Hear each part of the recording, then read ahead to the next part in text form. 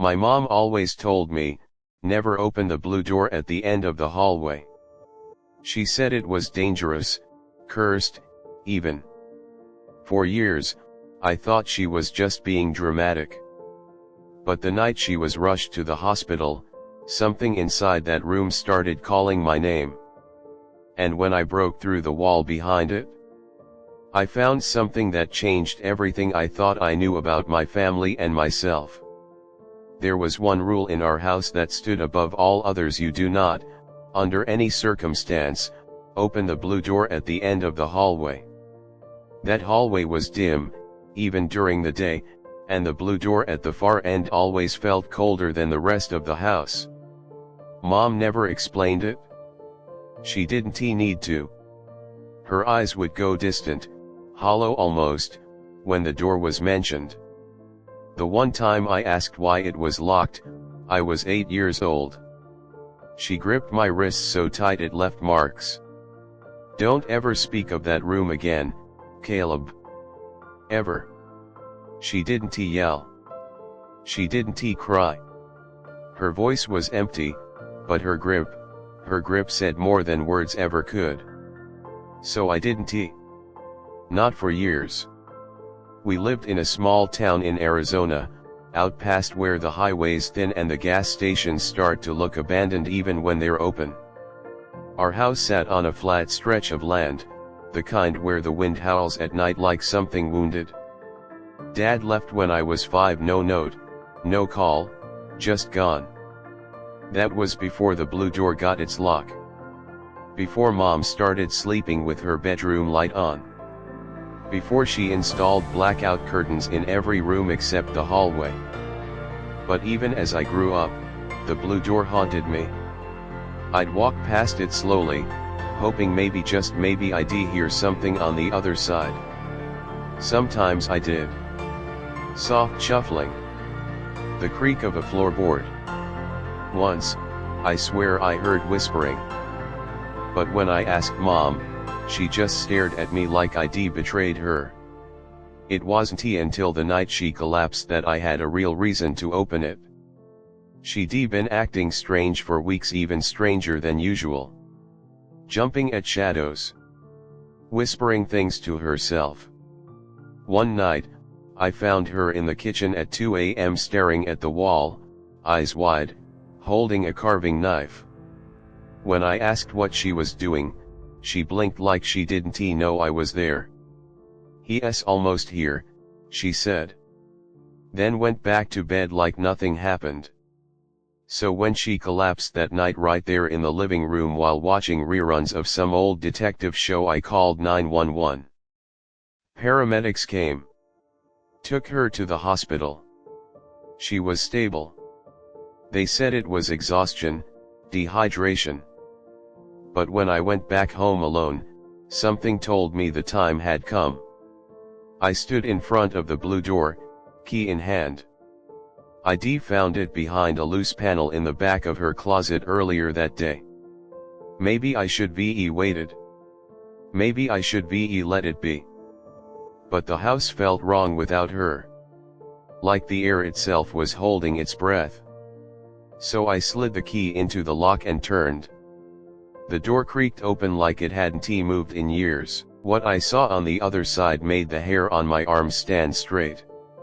The moment the blue door swung open, the temperature dropped. It was like stepping into a different world, not just colder, but heavier, like the air had weight. Dust floated in thin shafts of moonlight slicing through a slit in the blackout curtains. The room was small. Claustrophobic. The walls were lined with old wallpaper peeling at the corners, stained a sickly yellow. In the center was a wooden rocking chair that moved slightly as if someone had just stood up from it. There were shelves along the far wall, filled not with books, but dozens of old cassette tapes. Each one labeled in Mom's tight, nervous handwriting, June 3, 1991. 2:13 a.m. August 27, 1994. Screaming returns. My breath caught. I reached out and picked up one, an unlabeled tape, heavier than it looked. There was an old player on the desk beside the rocking chair, and against all better judgment, I popped the tape in. At first, just static. Then breathing. Shallow. Panicked. A woman's voice, my mother's whispering, "He's back in the walls." Scratching. Always scratching. The hairs on my neck stood up. I stopped the tape. Looked around. That's when I noticed the far wall wasn't solid. It had a section that looked like it had been recently patched badly. I grabbed the lamp from the desk, pulled it closer. There were faint stains around the seams. Brownish red. I pressed my ear to the patch. Silence. Then. Tap. Tap. Tap. I jumped back. That wasn't in my head. That wasn't from the tape. Something was behind the wall. I stumbled out of the room, heart pounding. Locked the door behind me. Sat in the hallway with my back against it, gasping. My fingers still trembled from the cold, but my mind was spinning from something worse, confusion. What the hell had my mom been hiding in there? The next day, I went back to the hospital. She was conscious now, though barely speaking. When I asked her about the room, her lips moved, but no sound came out. I held her hand. "Mom." I opened the door. Her eyes finally focused. She gripped me tight. "You let it out." "What?" I whispered. She started crying deep, animal sobs. "You let it out. You opened the door. Now it knows." "Knows what?" She looked straight at me, and I swear her pupils dilated so wide her eyes looked black. "You." That night, I couldn't sleep. The house groaned. The wind howled through the desert, but even the coyote cries seemed off. At exactly 3:14 a.m. I heard it. From inside the walls. Scratch, scratch, scratch. Then the whisper. So close, it might be even inside my ear, "Caleb." I didn't sleep the rest of that night. I sat in the living room with every light on, clutching a fire poker like it would protect me from whatever was creeping behind the drywall. Every creak in the floorboards, every shift in the foundation made me jump. But nothing prepared me for what happened at dawn. The power went out, just like that. Everything shut off. Lights, fridge, even my phone went dark in my hand, despite being at 70% battery just minutes earlier. And in the silence that followed, I heard it again. "Caleb." It was clearer this time. More human, almost familiar. But still, wrong. I ran to the room. The blue door was open again. I know I locked it. Inside, the rocking chair was moving again, this time not gently. It was swinging like someone had shoved it, hard. And there on the desk, beside the cassette player, was a new tape. It hadn't been there before. My hands were shaking as I picked it up. There was no label. I slid it into the player and hit play. Static. Then breathing. But it wasn't Mom this time.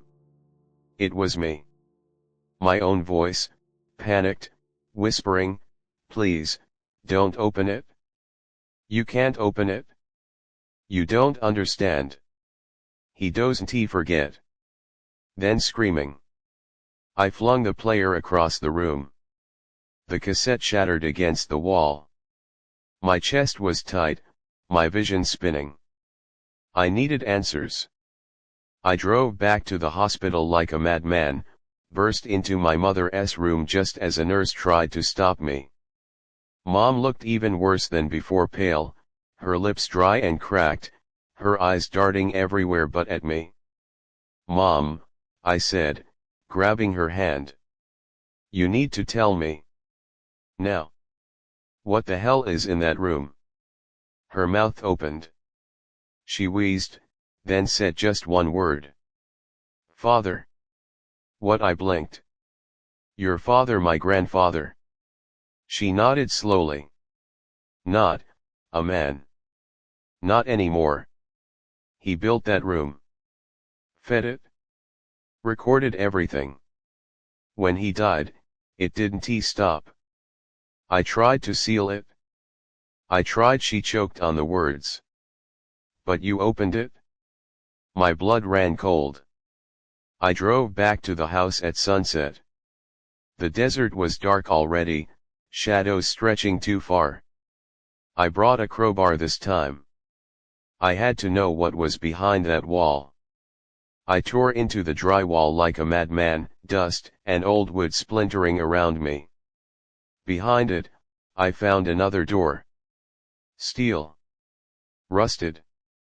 No handle, just a keyhole. I remembered the ring of keys Mom kept around her neck. Back to the hospital. She was unconscious now. I begged the nurse to let me look through her personal items. After some hesitation, she handed me a bag and there it was.